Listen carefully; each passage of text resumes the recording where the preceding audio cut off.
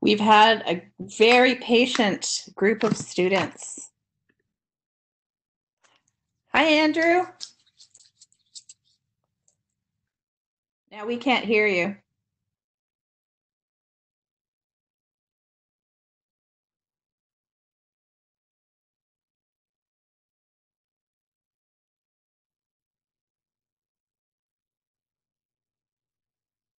No, we can't hear you.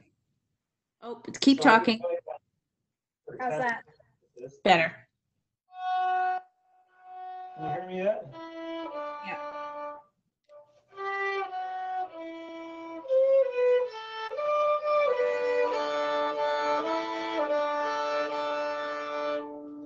Just let me know when you can hear me and you want me to stop playing.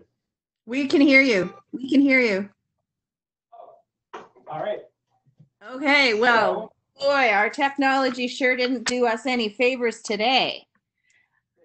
But it shows that patience is a virtue, and we're really looking forward to connecting to you and learning about the instrument. We've had a teaser all week about something called a hurdy-gurdy and the bagpipes. So yeah, over to you, Andrew. All right. Well, thank you. And you know what? The technology you've got is a bit better than what we've got here in 1432. So we can't do much any better here, apart from sending pigeons and letters and things like that. But anyway, it's great to be doing this again with you folks. I don't know if any of you are the same ones that I met a few weeks ago or a month ago, and whenever that was. But I'm the same guy, Andrew Goodfellow. I'm dressed a little bit differently today. It's getting warmer out, so I'm not wearing as many layers of tunics. So I don't know if anybody noticed that or not, but I'm just wearing this one tunic here. So anyway, for those of you who never met me before, I'm living in a village called Hall. And if you want to use a different technology altogether to visit me, and you can get here into my time somehow, you're quite welcome to come pay me a visit in my house. If you go to Hall, it's in the Kingdom of England. And if you look for the church in our village, there's only one church. And I just live on the end of Church Street. So, you know, that's why you can see it out my back window here. I'm the last house on Church Street. If you go past my house, then you're out in the fields. So it's pretty easy to find me, and you're welcome. If there's a way for you to come and visit, then you're quite welcome. Some of you might be my great, probably many more greats grandchildren. If you have ancestors from England, that might be. Anyway, I'm a regular guy in this time. I'm a farmer, and that's what most people are doing, almost everybody. We have other trades that people are doing, but farming is by far what most people are doing.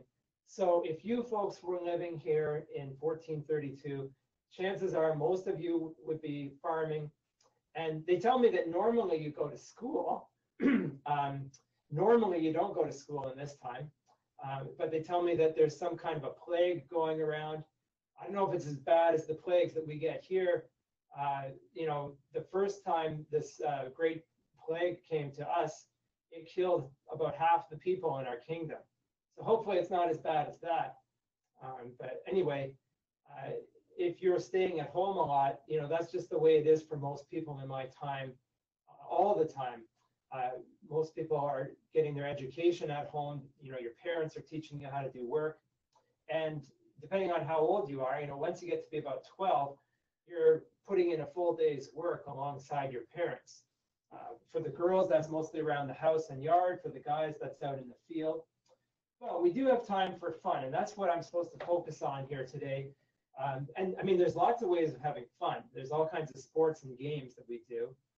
And, you know, you might think peasants don't have free time, but we're not even allowed to work on Sundays.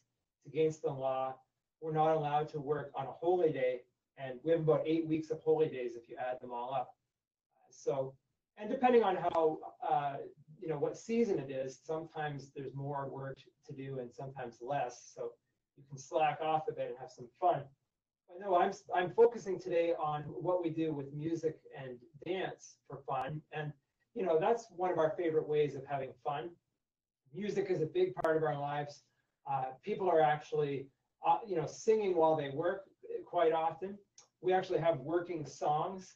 So while you're doing something like while milking cows, there's cow milking songs, helps keep the cow happy and let the milk flow. Some of the songs have magic spells that stop witches from cursing your cow. There's thrashing songs when you're beating your grain to knock the seeds off the stems with this tool here called the flail. That job's called thrashing. And we have songs that we sing while we thrash that keep us in a steady rhythm. So there's songs for everything, really. And I can sing you a song from this time. And I'm not a great singer. People are not hiring me to perform for them or anything like that. But most people just do their own music. We do have professional minstrels who do get paid for entertaining people. But most of us just entertain ourselves and each other. And we tell stories through songs. Those are they're called ballads. They're very popular. So I'll sing you a little song here just so that you can have one sample, since I've told you that songs are so important here. And this one is a good one when summer's coming along, and that's what's happening right now. It's called "Merry It Is While Summer Lasts." Merry it is while summer lasts and the birds are singing. But now comes the winter's blast and weather strong. Oh, this night is long, and I unfairly must suffer and moan and fast. So that's all there is. That's a simple song. It's not a ballad that goes on for an hour. But what we like to do with that is sing it as a round. And so I don't know if you're familiar with rounds, but what you do, and you can do this, you can sing along from wherever you are. I'll sing the first line, which goes, "Merry it is while summer lasts." And after I've completed that line, you would come in and sing that same thing, and you would just be delayed, but it goes together, it works, and it's a neat thing. There's nothing else quite like singing around. So I don't know if you have the words there or not, but you could just, if you don't, then you could just do your best. And I'm going to use this tambourine as well. You can always sing along with the tambourine. So wait till I've done the first line, and then you join in, and we'll make this a round. Merry it is while summer lasts and the birds are singing. But now comes the winter's blast and weather strong. Oh, this night is long, and I unfairly must suffer and moan and fast. Merry it is while summer lasts and the birds are singing. But now comes the winter's blast and weather strong. Oh, this night is long, and I unfairly must suffer and moan and fast. All right, so that's a sample of a round for you. If you like that, on your own time, you can go off and do that with your friends where you're all together doing it and whatever works for you. So songs are big, but we also have musical instruments. And I'm going to show you a bunch of different ones here. Starting with some small and simple ones that don't cost you too much money. And I'm going to see if anybody knows the name of this. I won't say it right yet, and maybe you can send in what you think this is called. But I'll show you how it works first, because the name's really not that important. And the way it works, it's made out of steel, and there's what we call it a tongue here. And you flick on this tongue part, and it vibrates. It's kind of like a string instrument in some ways. Now, you're probably thinking, well, I don't really hear anything. And it doesn't make very much sound. Well, if you listen carefully, you can hear it. But what you want to do is put this in your mouth while you're doing that. And then it's like magic. Inside your mouth, it echoes and vibrates and resonates. And you get this.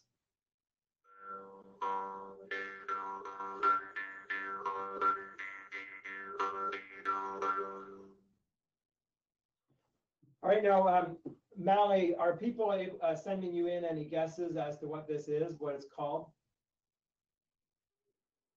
Said that it's very cool.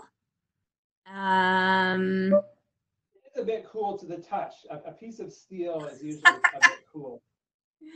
um, no, we don't have any guesses. Maybe it's not so popular in the future as it is now. It's called the Jew's harp or a Jew's trump.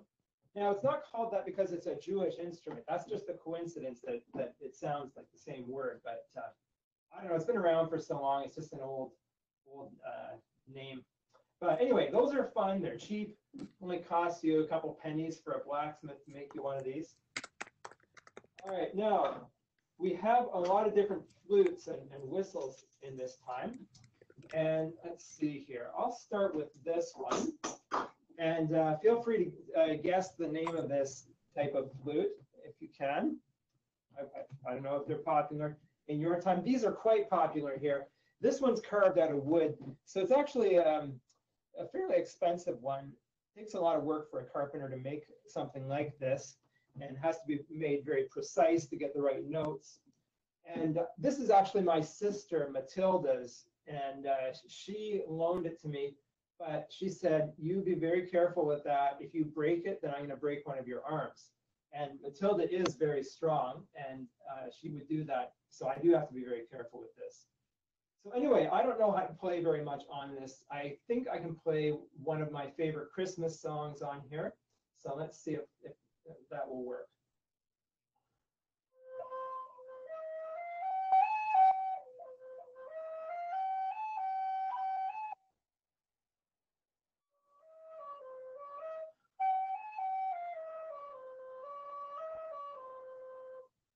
All right, I know it's not Christmas, but that's about all I know how to play on here.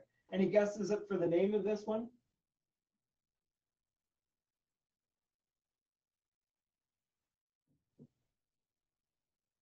All right, if there's no guesses, I'll tell you, it's the recorder. It's a recorder. Matilda sounds scary, but no guesses on the song. Oh, that one is Good Christian Men Rejoice is the song. Yeah, if you got that, you would get a bonus for getting the name of the tune, for sure. Feel free to try to guess that. And yes, it's a recorder. Now, that one, I said it's kind of expensive to make. I have another kind of flute that is the opposite. And this is very cheap because it's very easy to make this. And see if you can guess what this is made out of. What it's made out of is very cheap, and it's easy to work with. I'll give you a clue here. It's not steel, even though it might look like that. If it was steel, then for a blacksmith to make this would be more expensive because they would have to pound it into a thin sheet, and they have to heat it up to do that, red hot in their forge. And this metal, you can work on it when it's cooled. So this is another one that's cool, you might say. But anyway, all you have to do with this is take a sheet of this metal and punch holes in it, and then roll it up into a tube, and it's ready for playing. So this is often called a penny whistle or a penny flute because it's so cheap. So I'll just play you a little bit of music on here so you can hear what it sounds like.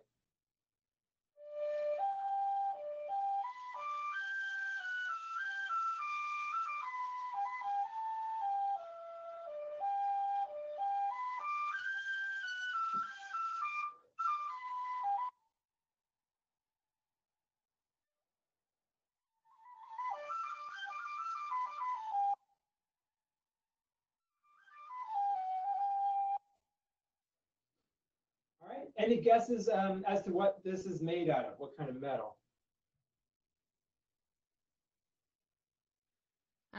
We've got a wire. Is it made of some sort of wire? With metals. So wire is not a metal. You can make wire out of gold if you are really fancy. So no. Any other guesses? No. Oh, iron. Charlie and AJ say what? Iron. Good try. Iron might look like this at one point, but iron is like steel. You have to heat it up. A blacksmith has to have a forge to work on it. What this is actually is tin. And tin is a very handy metal in this time because it's so easy to work with. And we've got tinsmiths who go around, and we call them tinkers for short. And they just can work anywhere. They can come to your house and you can say, well, I would like a cup made out of tin and a bowl. And they can just quickly make that for you. So they're very mobile. And they can make these tin flutes or tin whistles, as we also call them. All right, so another flute that I've got here. This is a new invention in my time. This is a sideways flute. We don't really have a name for it, although I think somebody's called it a fife, maybe is the name. It's new, so they're just figuring out what to call it. The difference with this sideways flute is that you don't play it straight up and down, and you blow across this hole on top of it here. Otherwise, it's very similar. So I'll play you a little tune.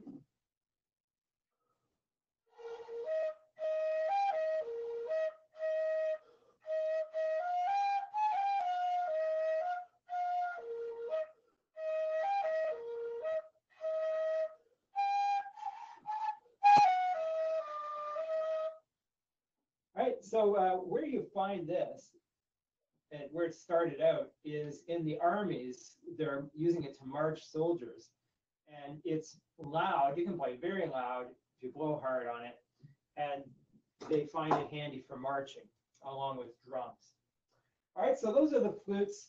I will point out, though, that you can also find flutes, really giant flutes, in churches. And I can't show you one of those. Our church doesn't have one. It's in the really big churches.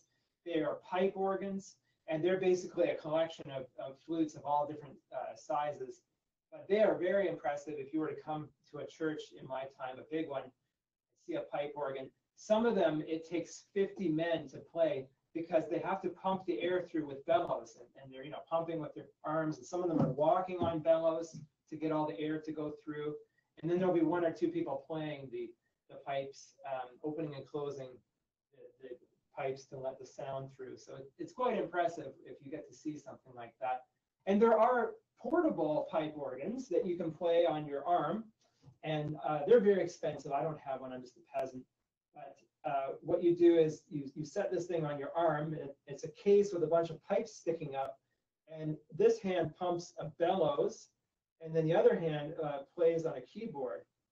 So those are really neat. It's a portable organ, as they call it. Now, I don't own all these instruments. I said I can't afford to have a portable organ.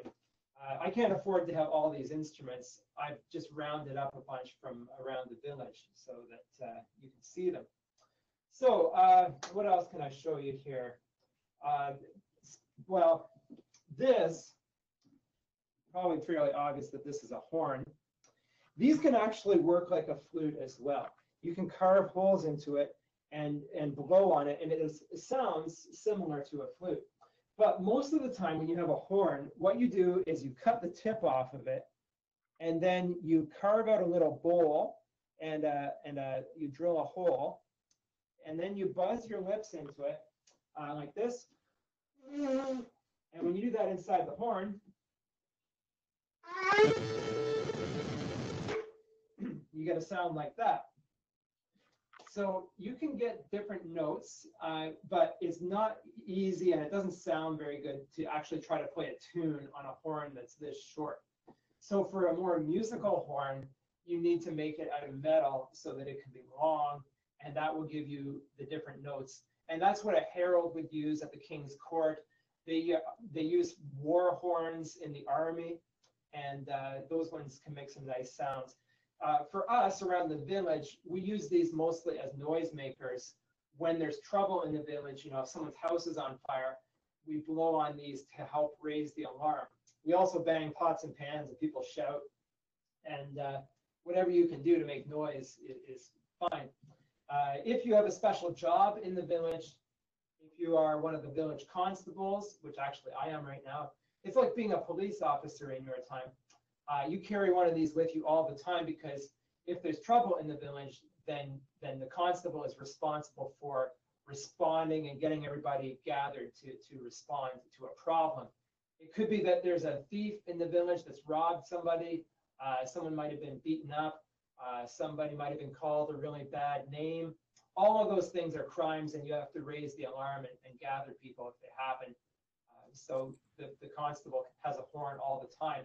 Also, if you meet somebody whose name is Hayward, they carry one of these as well. And their job is to patrol the fields and make sure that people are not stealing other people's land or crops out of their fields, or that people's animals are not getting into other people's fields and destroying their crops. So if there's trouble, they blow a horn like this. I've heard that there's a song or a poem in your time that goes way back about a little boy Blue who's supposed to blow his horn because the I don't know, the sheep are in the hay and the cattle are in the corn or something like that. That little boy Blue is a Hayward. So we have a question and a comment. It's Charlie and AJ say it sounds like an elephant, but why does it sound like an elephant? Well, I don't know much about elephants. I think there was one in our kingdom a long time ago. A king had it brought in for entertainment, but it's just the way it sounds. You know, that what you're doing is making a buzzing sound, and it's going into a bigger space and opening up and vibrating and making it louder. And that's just, you know, that's just what it sounds like when you do that. They're good for also in war. The Scottish army uses them by having thousands of them, and they sound them all at once, and it makes a very scary sound. So it's like a bunch of elephants, and that's right before they attack. They blow on them to try to scare their enemy. So it is useful that way. All right, so that's the horn. Oh, and by the way, horn is a valuable material in this time. You can make things out of it. So as you can see, this spoon is made out of horn, and light shines through it a bit, and the lighter colored parts. So some people have window panes made out of horn, little squares of horn put into a wooden frame. Those are popular with rich people. And back earlier, you still see this sometimes. People drink out of horns too. It can hold drinks, and sometimes they'll cut it off here and put a wooden bottom on it so that it'll stand up. It doesn't stand up so well if you're have a full horn, but that's what they used to do in the really before my time days. You would hold your drinking horn all the time, drink your mead or wine or whatever. We mostly drink beer. That's the main drink for peasants in this time. All right, now I showed you, I was using the tambourine. These are quite popular. And sometimes they'll have a skin. This is a goat skin. And I'll just bring it up close here. And if you look closely, if I get to the right part here, you might see that there's still a bit of hair left on the skin. If I look at it myself, I might be able to find it. The skinner who skinned this goat did a pretty good job of getting the hair off. And maybe he did get it all. But sometimes you'll see a few hairs still on there. But it takes several different craftsmen to make you a full tambourine with a drum on it, because you got the skinner. Oh, and a tanner needs to tan the hides so that they don't rot. And then you get a special carpenter called a cooper to make this wooden hoop. Making a circle of wood is not the easiest thing, but coopers are doing it all the time for making barrels, right? And then the tinker will make these little circles of tin that make that sound. So not everybody can afford a tambourine. It costs about a shilling, which is 12 pennies, but they're handy. Actually, some people will play them along with a flute.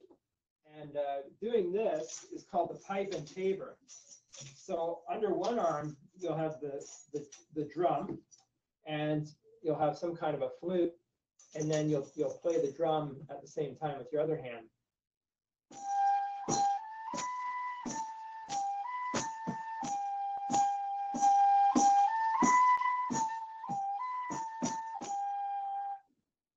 So if you're playing for people to dance, then that's especially good because you've got the rhythm and the melody at the same time.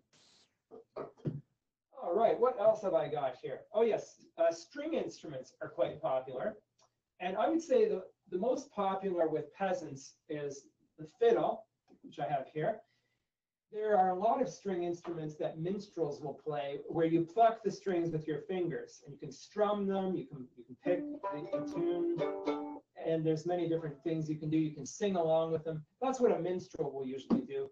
For us peasants, a lot of the times when we play instruments, we want it for dancing.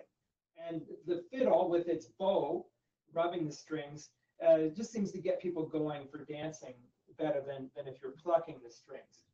So I'll play you a tune here that we like to dance to.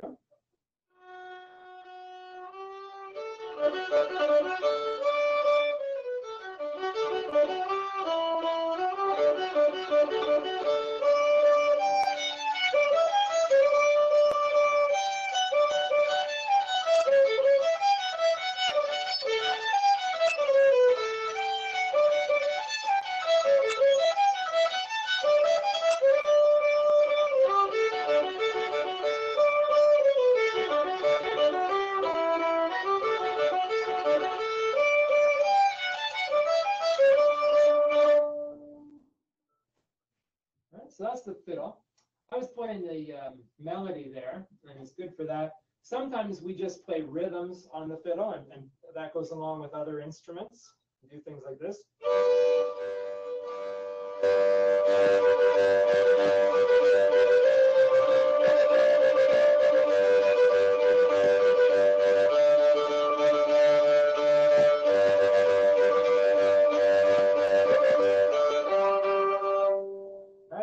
Sorts of things like that, and that's called droning when you're just playing solid notes like that. So that's the fiddle, and I have one other string instrument here that I heard that you might find interesting. Anybody know what this one is? And it's a string instrument, but you don't pluck the strings. And actually, it is kind of like the fiddle because you are rubbing the strings, not with a bow like the fiddle, but with this wheel. When I turn the crank, the wheel rubs the strings.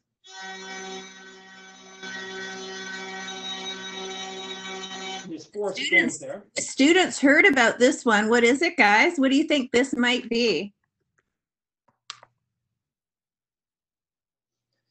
I'll tell you the name that the French have given it. They call it the vielle en roue, which means a fiddle with a wheel, which is a very logical name, right? The name that we call it in English, I have no idea why we call it that. Has anybody guessed it? Someone said the Bruegel. No, good try, but no. No, talked about it. Yes, Mally said this name at the start. Begins with a H. All right. Hurdy-gurdy. That's it. Yeah. I don't know why we call it that. It's sometimes people talk about a lot of noise being a hurly-burly. It might be because of that, but it's been called this for a long time. But anyway, this is probably, I would say this is the most complicated machine that you can get in my time. I can't think of anything that has more different moving parts to it.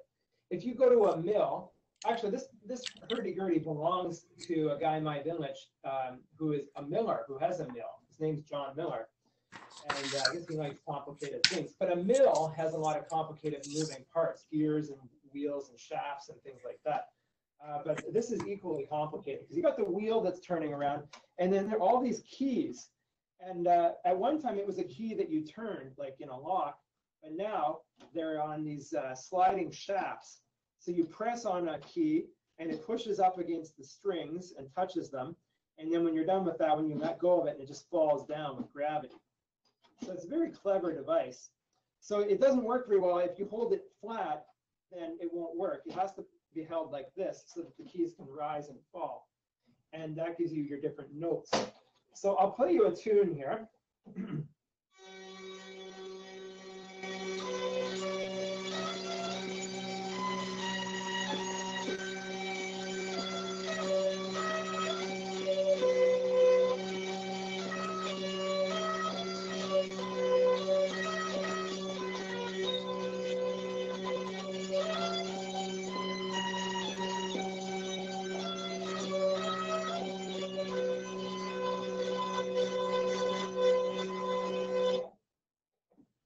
So that's what the hurdy-gurdy sounds like.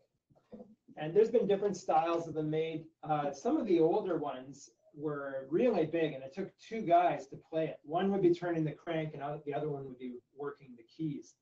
Now, does anybody think that the hurdy-gurdy sounds like any other kind of instrument? And just send in any thoughts that you have, because I think it does. A lot of people think it sounds like another instrument that's very popular in this time. And Charlie and AJ say the bagpipes. Yes, exactly. So you know the bagpipes. Yeah, that's what we think too. And the reason that they sound so similar, they're very different instruments. The way they're built and everything is totally different. Bagpipes don't have strings. But what's going on is, for one thing, there's continuous sound. You know, when you play a flute, you stop to catch your breath, and the sound stops while you're breathing in. But when you're playing the hurdy-gurdy, it's constant sound. It doesn't stop because you're turning that crank. And there's a constant humming sound. Two of the strings in here do not get touched by the keys. And those are called drones because they just stay the same. And they never change. The other two strings change. So it's like you've got two people singing and two other people humming all together. So bagpipes work that way as well, with a different design. And bagpipes are very, very popular in this time. I would say they're the most popular instrument of our time. Across Europe, it's not just in England that we play the bagpipes, but they're found everywhere, especially with peasants. It's a real peasant instrument. And, you know, I think it's because peasants really love to dance, and bagpipes are perfect for dancing because, well, for one thing, the sound of them gets people going and wanting to dance. I got some bagpipes here. The other thing is, when we dance, we have very lively dances usually, and our houses are not big enough to dance inside. If you're a great lord or the king, you know, you've got these magnificent great halls in your home where you can have a huge feast and lots of room for dancing indoors. But for us peasants, usually dancing is done outside. And the bagpipes are nice and loud, and you can hear them with no trouble when you're outside. So that's the two reasons I think why they're the most popular instrument. So I've got a set of bagpipes here, and the main pipe here looks exactly like a recorder. It's set up very similar, except it's not played the same way. Inside there's a reed, and it works the same way as if you're blowing on a blade of grass. I don't know if people still do that in the future. Let us know if any of you have done that. You take a blade of grass between your thumbs and you blow on it. It makes kind of a squawky sound. That's basically a reed, and that's what's going on inside the top of the pipe here. And then you're just opening and closing the holes and channeling that sound through a shorter or longer pipe as you open and close the holes. So that's the main melody pipe there. And then this part here has pipes and reeds that are just humming along with what you're playing on here. And then you've got the bag that holds it all together and holds the air, which you blow in through this blowpipe here. So I'll play you a little tune on the bagpipes.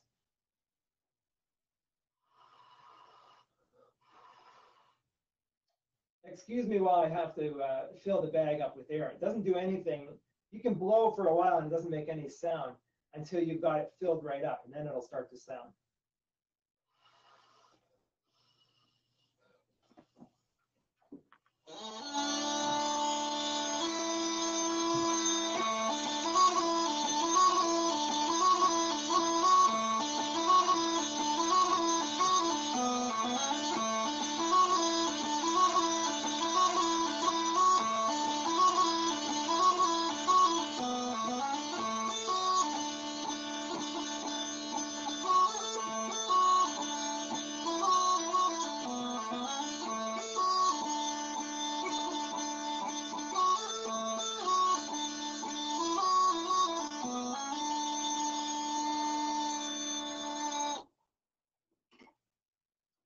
So that's the bagpipes, and I don't know if that got any of you dancing at all there yet, but I was asked if I could talk to you about dancing as well.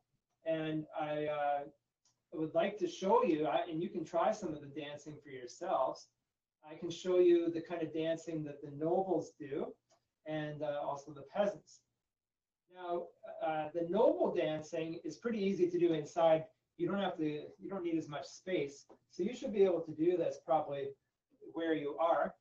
And you'll have to, you don't really need to see my feet to do this, but you kind of have to imagine when I tell you what to do, what I'm doing with my feet. So if you want to try this out, stand up, and hopefully you've got a bit of space. And what you want to do, this kind of dance is called a brawl, not to be confused with a big fight. It's a coincidence that it sounds the same.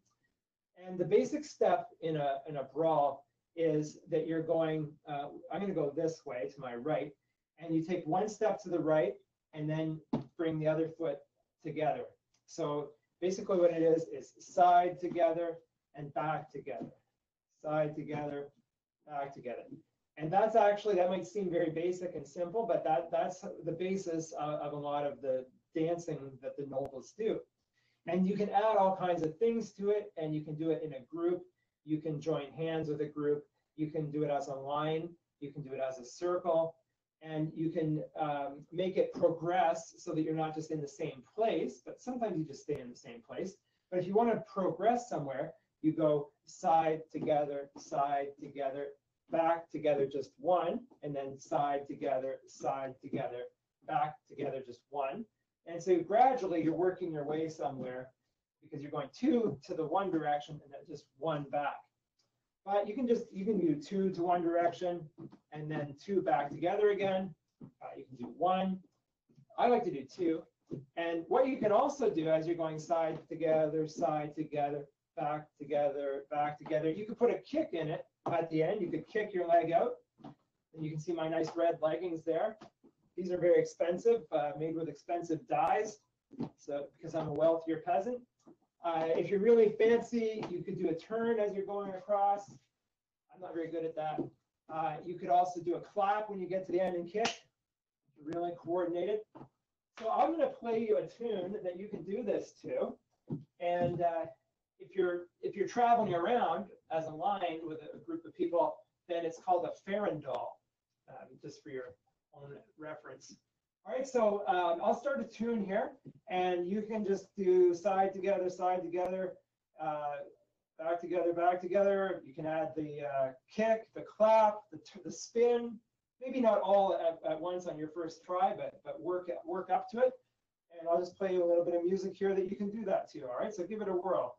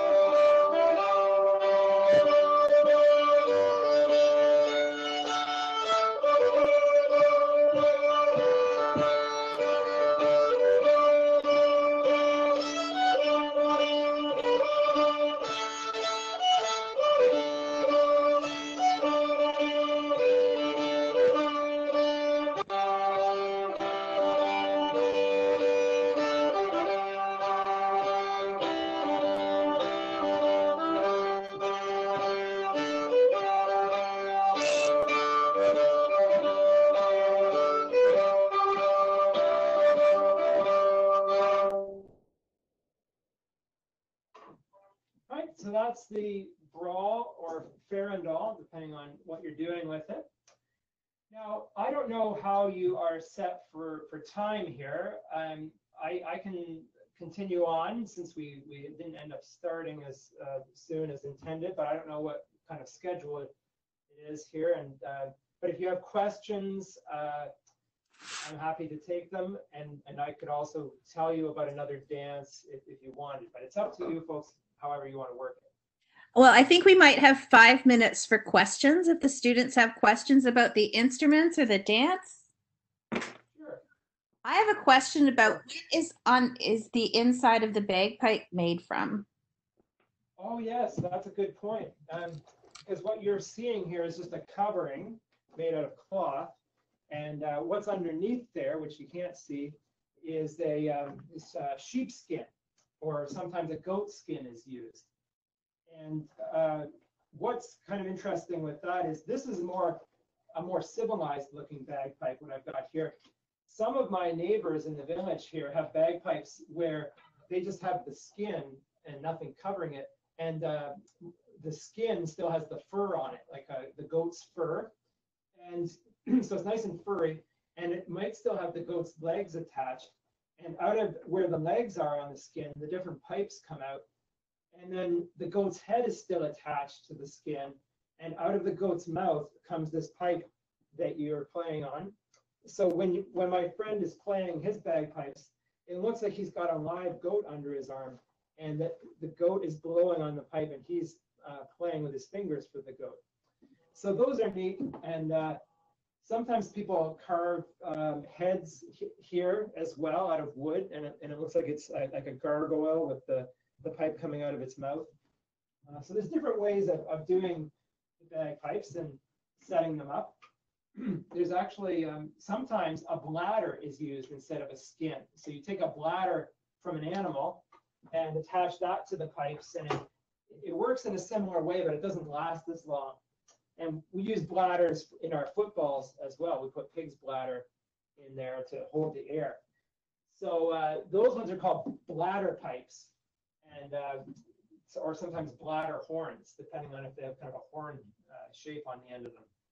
Whoa, that is awesome. I wonder if we could look up what one of those goat-shaped bagpipes look like. It sounds like some of the students were dancing with their moms and their brothers and sisters. But Charlie, we'll leave this for the last question. How did you learn all those instruments? Well, thank you, Charlie. The truth is, I don't really know how to play a lot of these instruments beyond what I showed you. I only know, like the recorder, I only know one tune on there. The instruments that I really know how to play are the bagpipes and the fiddle. And I was fortunate enough to get my grandfather's bagpipes, and he showed me how to play them. But what you do when you learn any instrument, really, somebody just shows you how to work it, and how to make it do its thing.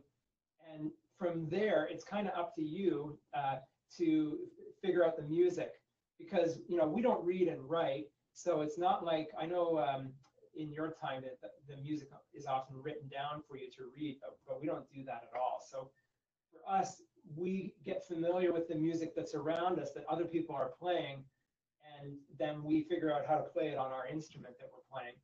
And also people make up their own music too, right? Once you get good on an instrument, then maybe you'll just be messing around and you'll figure out a new tune that's good. And people might like it and play it on their instruments, and it catches on. So it kind of works that way. The other ones, like the hurdy-gurdy, I only know how to play one tune on it. So I was just demonstrating. I have to give that back to John Miller, and he's not going to break my arm if I break his hurdy-gurdy, but he said he would sue me. People are always getting sued in my time, so I'm just as worried about getting sued by John Miller as I am about my sister Matilda breaking my arm. So I'm going to be really careful with the hurdy-gurdy too. I think you better return that hurdy-gurdy as soon as you possibly can. Yeah, that's a good idea. I don't want one of my cows to step on it or something. Well, thank you so much for doing all the work to connect and to teach us about the musical instruments and the dancing from medieval times. It certainly was phenomenal. And we really enjoyed meeting your friends and ancestors, and we hope to see you again soon.